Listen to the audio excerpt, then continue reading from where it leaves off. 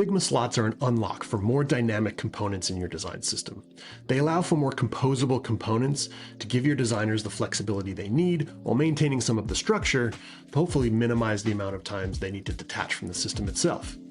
I'm Brett from Figma. Let's talk about slots. So at Schema 2025, we announced slots, a new way to natively build components in Figma to make them even more customizable, but decreasing the maintenance on the design system itself.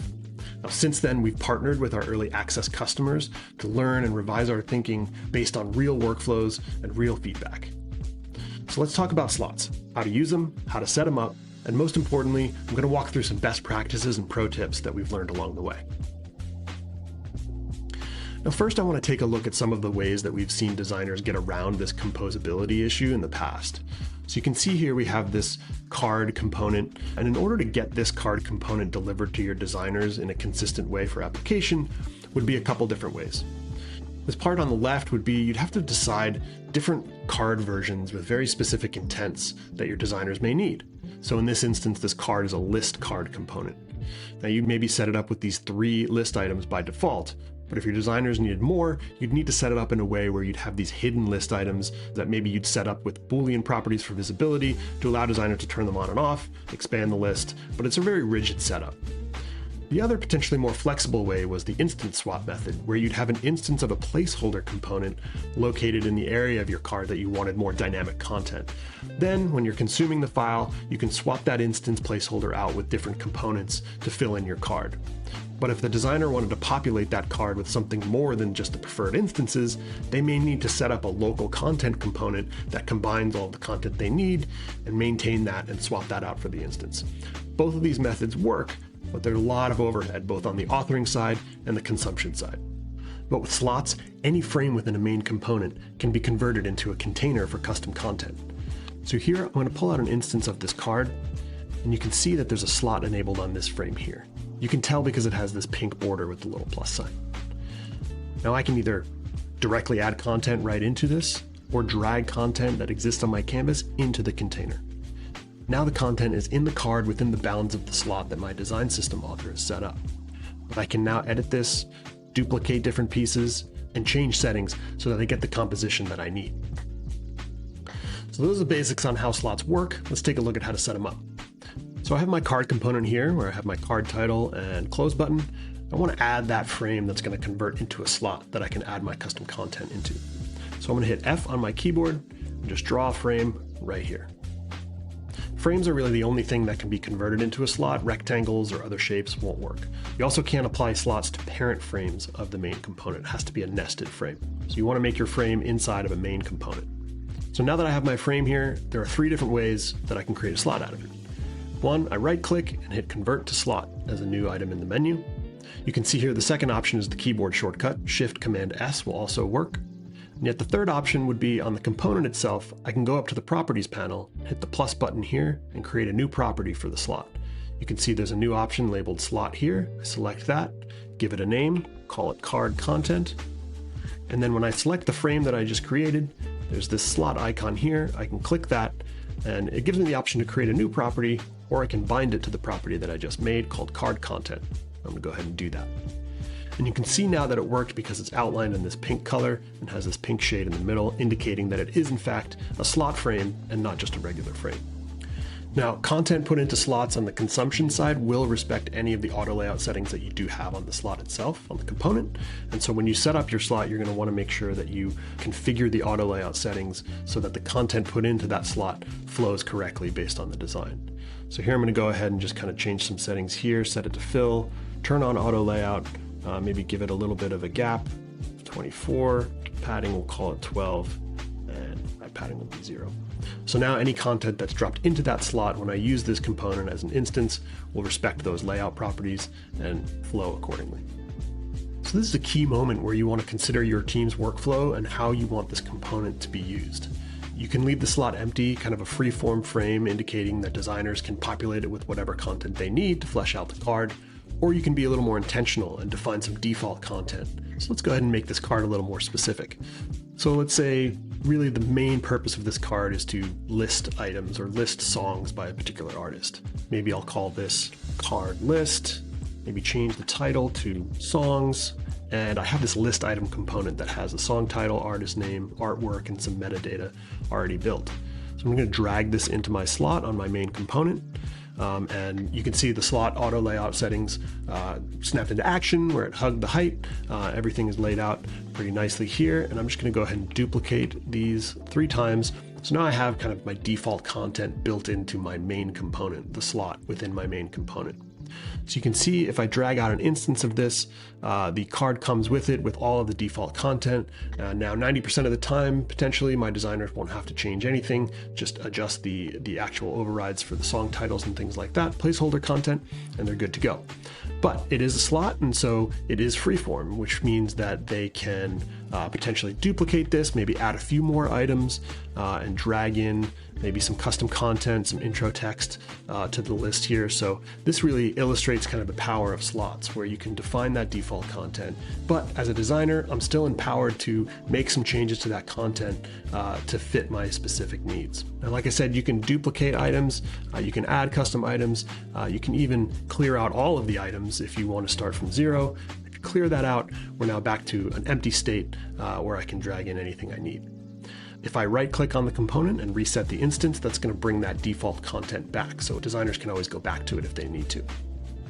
Once you add slots to a component, you open up this broad range of flexibility. But with flexibility comes some other questions, like uncertainty as to what should actually go into the slot.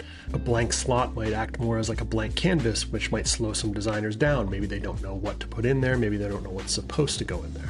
That's where preferred instances come in. Now, this is a concept that exists with the swap instance approach that we talked about earlier, so it should be familiar to some of you, but we definitely recommend considering this for your slots to help guide your designers on what pieces actually should go into these slots that they have available to them. Now, this means there's faster decision making for the designers, there's more consistent outcomes, and it's easier handoff. Developers are expecting some of these preferred instances that go in these slots, and so it's an easier conversation when you get into what's actually being built. So let's go back to my card component here, my simple card component. I've got no default content in there, but if I go and select my component and select my slot property up in the panel here and go to this edit property icon, here's where I see my settings for my slot. Now, as we looked at before, we have the opportunity to name the slot. We can give it a description. This description can go a long way in describing to consuming designers how to use the slot, but we also have this preferred instances setting here. I'm going to click the plus button and select a few of these components that I have on my canvas that I want to indicate as preferred content for this slot. So I have my list item, my artist carousel, artist profile, and the button.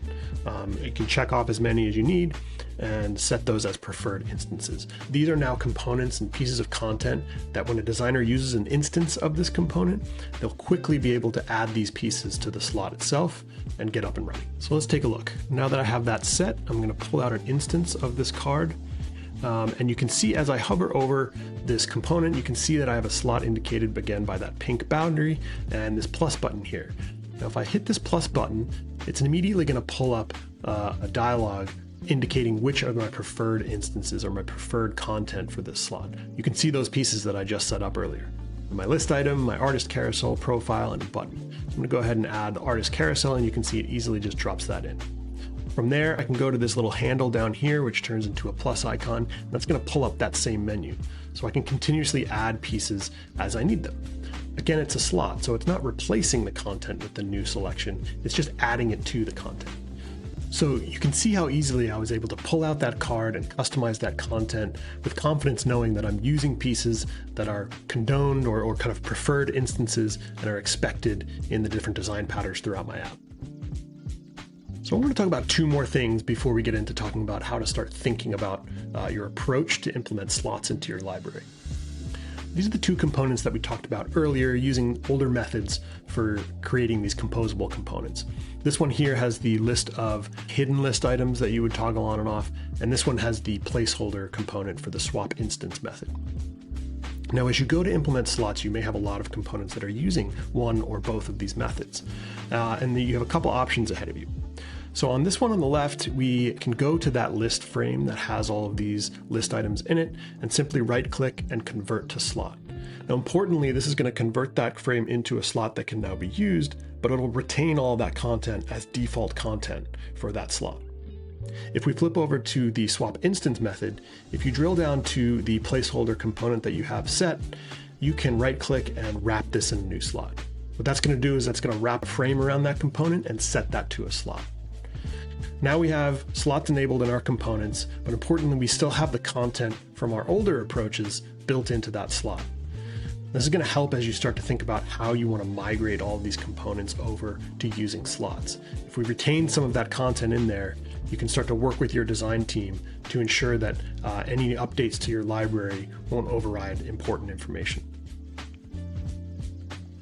Now that we've looked at how to set up slots, how to customize them, and how to use them, I want to take a minute to talk about how you can start thinking about where you should implement slots in your design system. Now, as we were working with teams and checking out workflows for how teams started using slots, we came up with some criteria that might help you decide where to start. So a simple place would be to ask yourself a couple questions. Where do designers keep detaching components or making different versions of components? And what content changes all the time, even when the structure stays the same? These are some key indicators of places in your system that may benefit from an additional level of flexibility. Pay close attention to components that have repeated elements, lists that don't have a finite number of items, but instead need to contract or expand into many different dynamic total number of items. Also, components that have many configurations. Thinking about modals or cards, slots can be an unlock here to manage fewer building blocks while expanding the number of potential configurations possible. And finally, one of the biggest benefits of slots is how closely they mirror how components are built in code today. In code, container components like menus and dialogues are designed to accept different content within different regions. Slots bring that same structure into design. This shared structure closes the gap between design and implementation even more. Slots are supported in Code Connect, where they will appear directly in code snippets, helping teams move more smoothly from design to implementation. We knew slots was an important feature for our community, and so we're excited to hear more as you start to use them. What components benefit the most from slots? What are some creative use cases you've found as you start to implement? Thank you for taking the time to watch. I hope it's been helpful, and I can't wait to see what y'all build.